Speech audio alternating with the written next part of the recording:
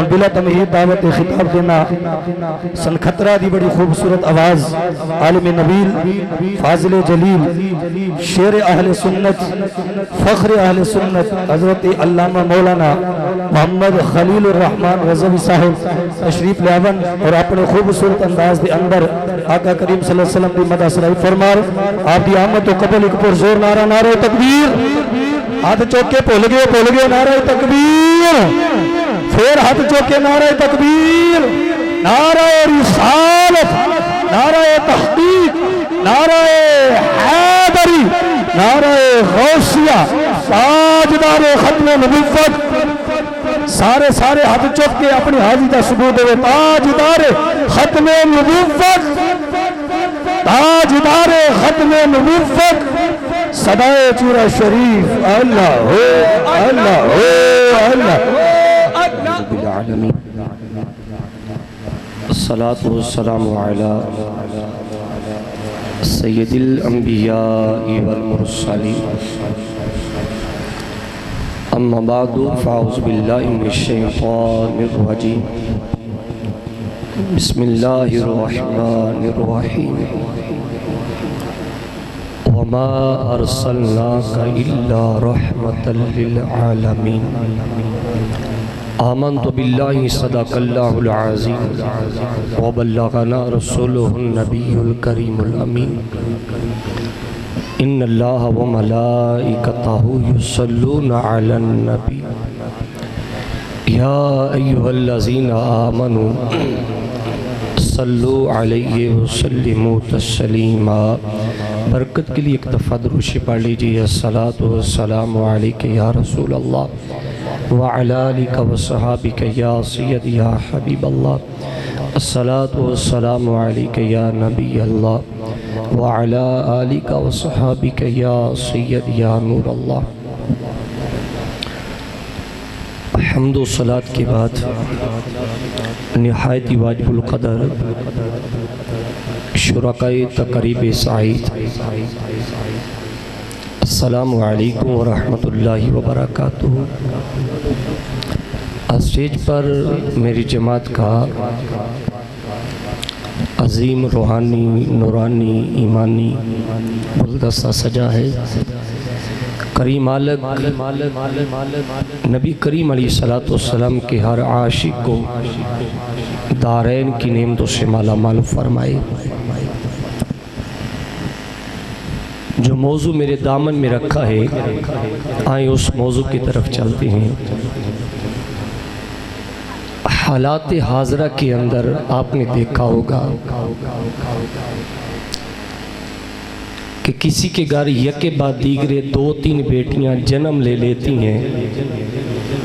تو عورتوں کو طلاق کا سامنا کرنا پڑتا ہے خامد بھی سیدھے منہ سے نہیں بلاتا ساس صاحبہ بھی طرح طرح کے تانے دیتی ہے کہ کیا تیرے نصیب میں بیٹیاں ہی لکھی ہیں یک کے بعد دیگرے کسی کی گھر 3-4 بیٹیاں ہو جائیں بہت سارے گھرانے دیکھے ہیں کہ عورتوں کو طلاق دی جاتی ہے میں ایک بات کی طرف توجہ دلانا چاہتا ہوں یہ اسلام کی سوچ نہیں ہے اسلام کا نظریہ نہیں ہے ایک بیٹی پیدا ہوئی دوسری بیٹی پیدا ہونے کے بعد تانے سننا شروع ہو جاتے ہیں تانے چلتے چلتے پھر طلاق تک نوبت آ جاتی ہے کئی گھرانے اس وجہ سے اجڑ گئے کہ ان کے گھر بیٹی کیوں پیدا ہوئی اگر آقا کریم علیہ السلام کے ساتھ محبت کا پھول لے کر بیٹھے ہیں تو بڑی توجہ چاہوں گا اسلام سے قبل ذرا بیٹی کی تاریخ پڑھ کے دیکھیں اسلام سے قبل بیٹی کی اپنا طریق کو ذرا بغور پڑھ کر دیکھیں کہ جس کے گھر بیٹی پیدا ہوتی سب ماتم دے جاتی اگر کسی کے گھر بیٹی جیسا پھول کھلتا تو ماں باپ معاشرے سے منہ چھپاتا پھرتا تھا کہ معاشرے کے ساتھ کس منہ سے سامنا کیا جائے برادری سوشل بائیکاٹ کر دیتی، جب تک وہ باپ اپنی بیٹی کو زندہ دفن کر نہیں دیا جاتا تھا، زندہ درگور نہیں کر دیتا یا گلا دبا کے موت کی نیند سلا نہیں دیتا تھا، باپ معاشرے میں وہ دکھانے کے قابل نہیں تھا۔ یعنی بیٹی کو اتنا منحوس، اتنا زحمت سمجھا جاتا تھا کہ میرے گھر میں بیٹی نے جنم لیا ہے۔ حضرت ذی بکر نبی کریم علیہ السلام نے جب اعلان نبوت فرمایا، حضور علیہ السلام اسلام کی دولت لے کر آئے اور زمانے کے اندر لوگوں کی سوچ، لوگوں کے کلچر، لوگوں کی فکر کو دیکھا کہ اتنے جہالت میں ڈوبے ہوئے ہیں کہ بیٹی پیدا ہوتی ہے تو یا تو گلا دبا کے موت کی نیند سلا دیا جاتا ہے یا زندہ بیٹی کو پکڑ کے کنویں کے اندر دھکا دے دیا جاتا ہے یا بیٹی کو گڑا کھود کے درگور کر دیا جاتا ہے۔ میرے پاک نبی علیہ السلام نے اس دور میں صحابہ اکرام کے بڑے مجمع میں فرمایا، صحابہ سنو، فاطمہ تو بیدہ تو منی، فاطمہ میرے جگر کا ٹکڑا ہے۔ فرمایا خبردار بیٹی کو سہم نہ سمجھنا، بیٹی کو منحوس نہ سمجھنا، بلکہ نبی کریم علیہ السلام نے ارشاد فرمایا جب بیٹا کسی کی آنگن میں آتا ہے تو اللہ کی رحمت بن کر آتا ہے، جب بیٹی کسی کی گود میں آتی ہے تو عرش والے خدا کی رحمت بن کر آتی ہے۔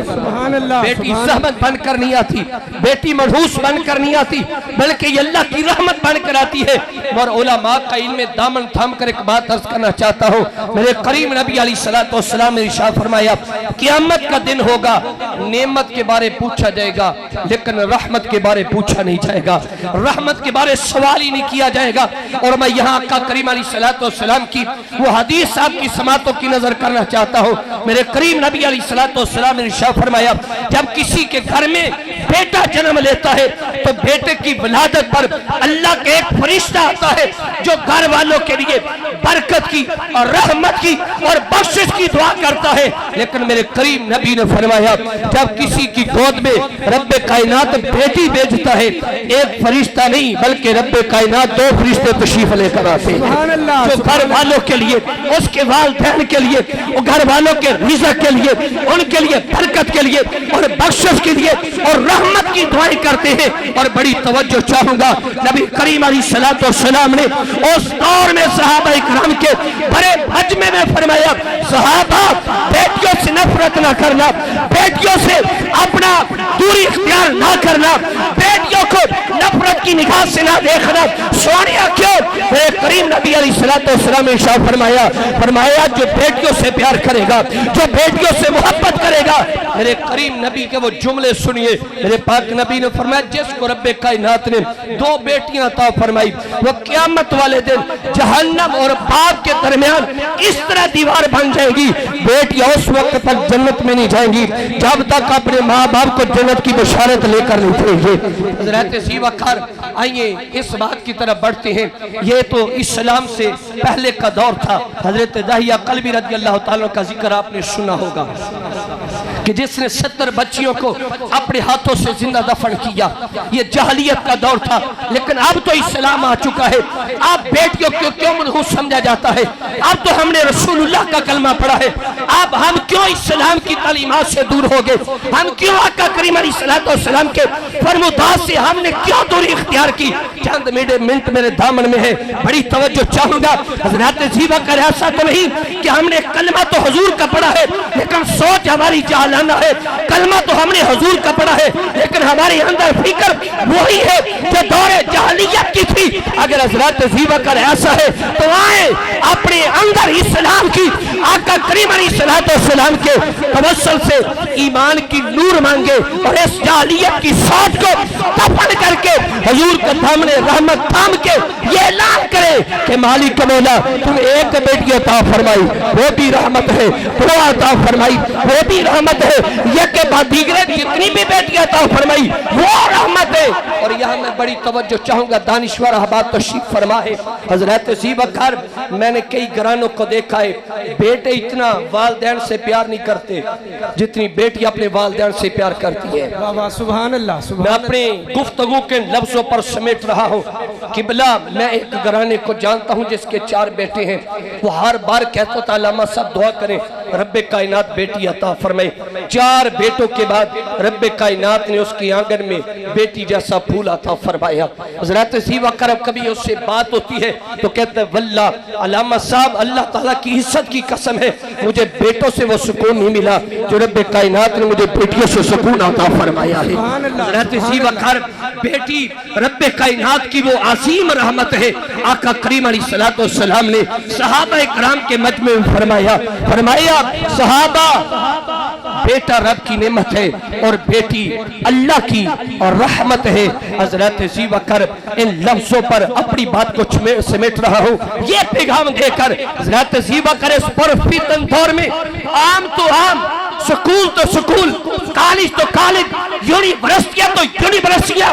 اپنا دوڑ لگی ہوئی ہے جو بیٹیوں کو حضرت زیبا کرب ننگا کر کے معاشرے کے اندر پیش کر رہی ہے۔ لیکن مجھے دکھ ان آستانوں پر ہے، مجھے رونا ان آستانوں کا ہے کہ جن آستانوں پر حضرت زیبا کرب خوشی کے موقع پر امت مسلمہ کی بیٹیوں کو بلا کر کنجر خانہ کیا جاتا ہے، میں سلام پیش کرتا ہوں بزم چرائیہ کے ساتھ وفاس کی اختیار کرنے والوں، آپ کا لی تعلق آپ کی نسبت اور سلسلے کے ساتھ ہے کہ جس آستانے نے حضرت زیبا کرب بیٹیوں کو بے آبرو نہیں کیا، جنہوں نے بیٹیوں کو حضرت زیبا کرب بے